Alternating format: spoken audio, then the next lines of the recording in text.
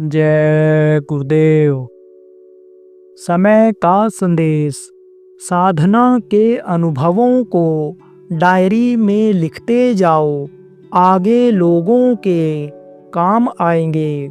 निर्मल हृदय वाले जो होते हैं, निर्मल मन वाले जो होते हैं, उनको अनुभव हो जाता है।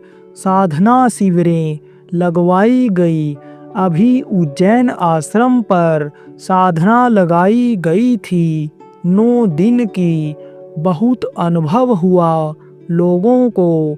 बहुत से लोगों ने डायरी लिखा।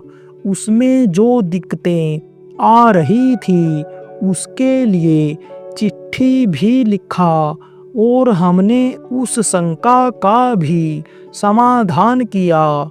आप लोग जो भी अनुभव होता है, आप लोगों को जो भी अनुभव होता है, बहुत से लोगों को अनुभव हो रहा है, उसकी एक डायरी आप बना लो और लिखते जाओ, आगे लोगों के काम आएगा।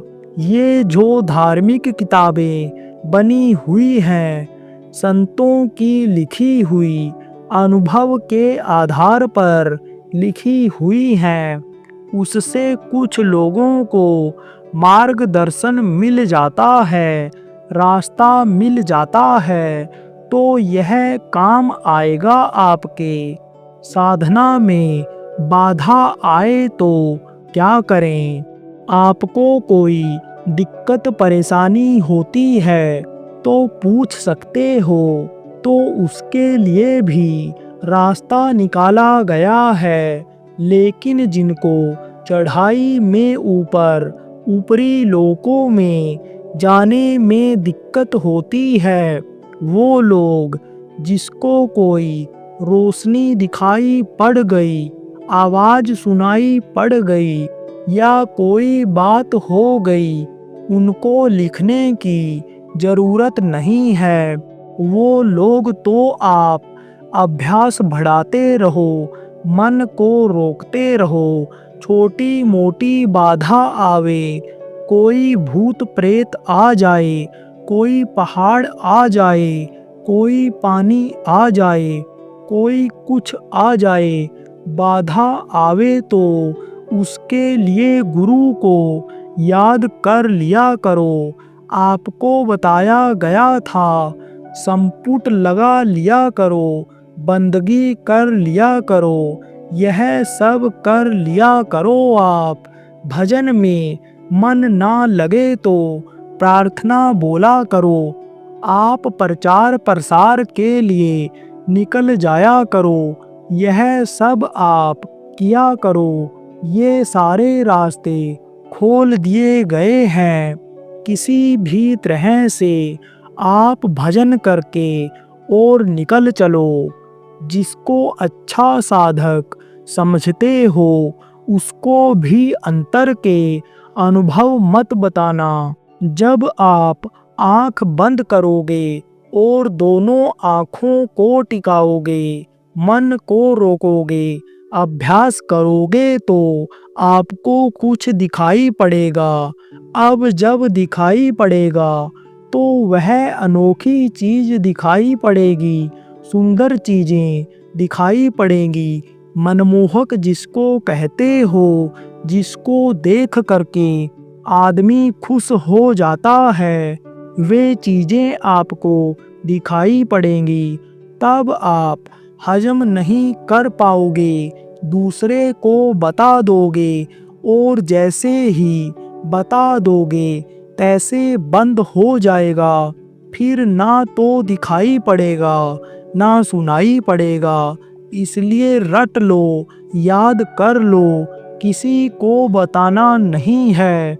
और इसमें बैठे हुए कई लोग ऐसे हैं, औरतें भी हैं, आदमी भी हैं कि जिन्होंने बता दिया, अब दिखाई सुनाई नहीं पड़ता।